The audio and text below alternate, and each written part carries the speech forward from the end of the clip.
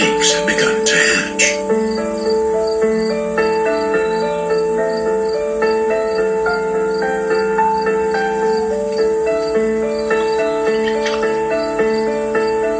They slowly peep out at the world around them. Before daring to come out for good, they'll spend at least a couple of days getting used to the surroundings. They're miniature versions of their parents.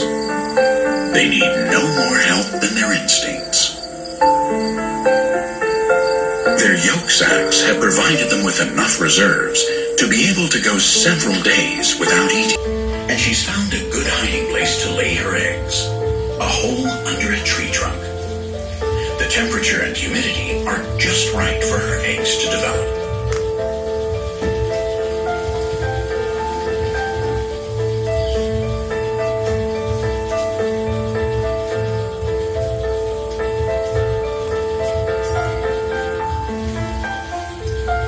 Although some snakes, like the big pythons, brood their eggs, the normal thing is for snakes to abandon their offspring as soon as they've laid their eggs.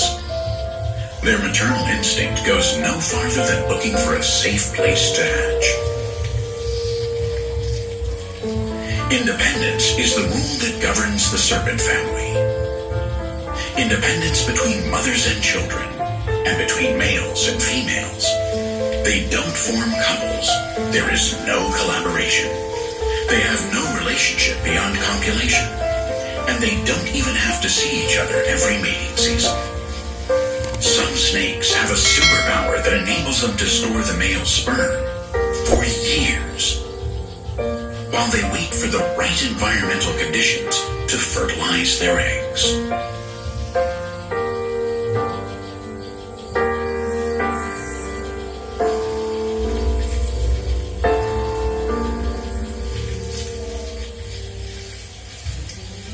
There are also ovoviviparous species, which means the females keep the eggs inside their bodies until the offspring are born.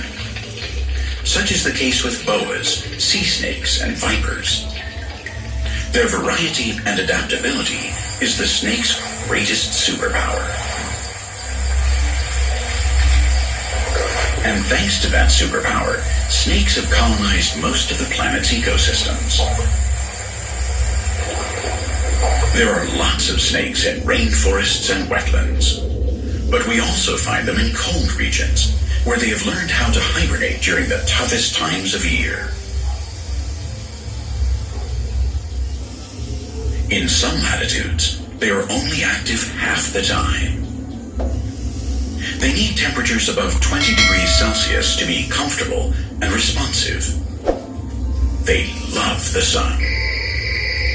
That's why their favorite habitats are warm and dry.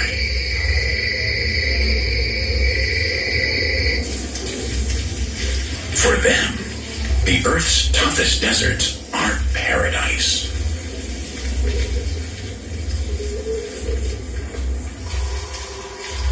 Although sometimes the highest temperatures, not of the air, but of the ground, can destroy the snake's simple heart.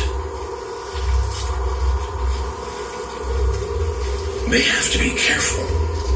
The surface of the sand can reach temperatures of more than 70 degrees Celsius.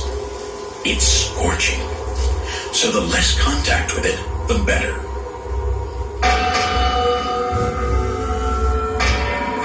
The horned viper has invented a way to get around that allows it to move when all the other slitherers can't. It raises its head and arches its body, which it moves forward and to one side so that it only touches the ground on 2 or 3 spots on its belly. In the meantime, it forms another arch that changes the points of contact so that it doesn't burn its skin.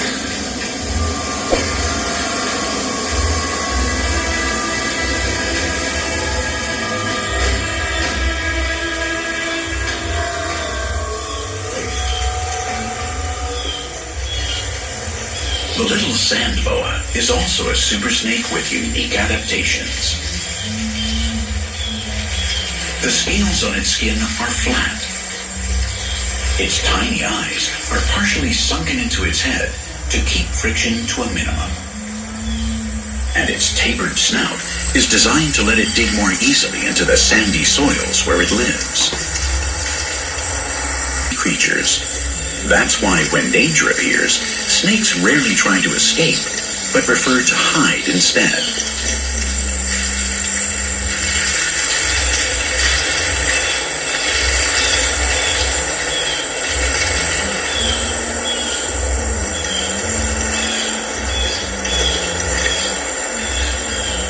The tarantula hasn't detected its potential meal, because that meal has literally gone undercover.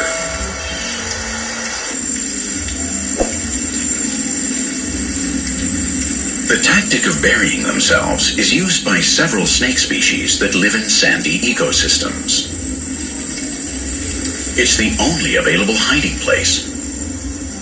The horned viper is a real master at it.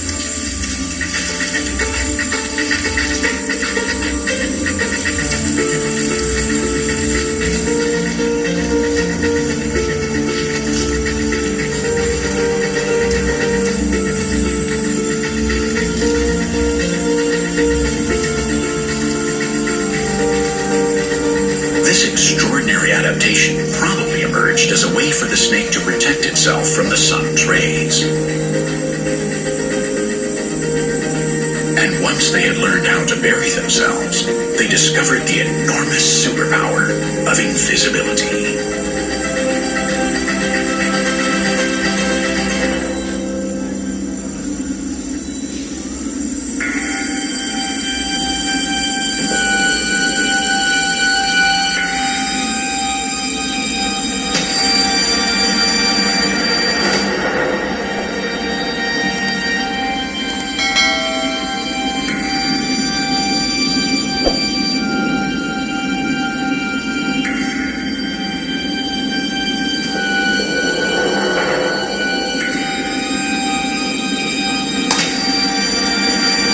Snakes don't have to fight with their prey.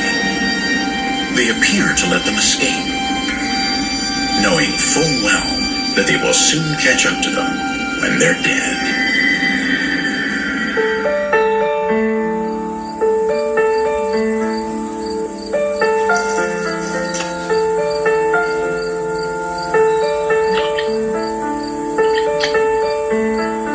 The cycle closes.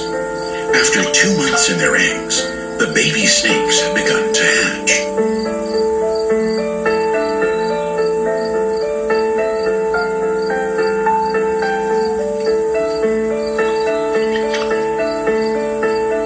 They slowly peep out at the world around them. Before daring to come out for good, they'll spend at least a couple of days getting used to the surroundings. They're miniature versions of their parents. They need no more help than their instincts.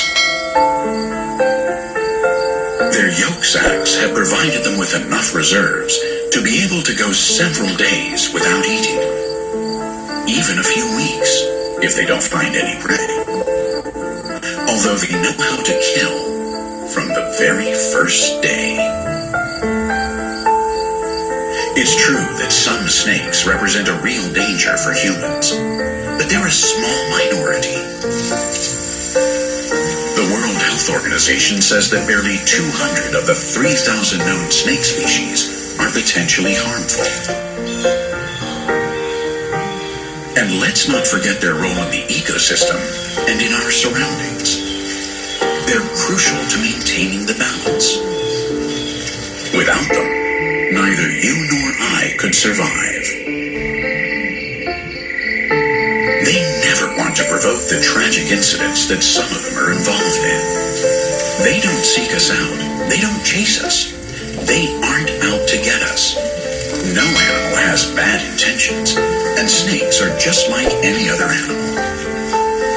It's just that we still know so little about them.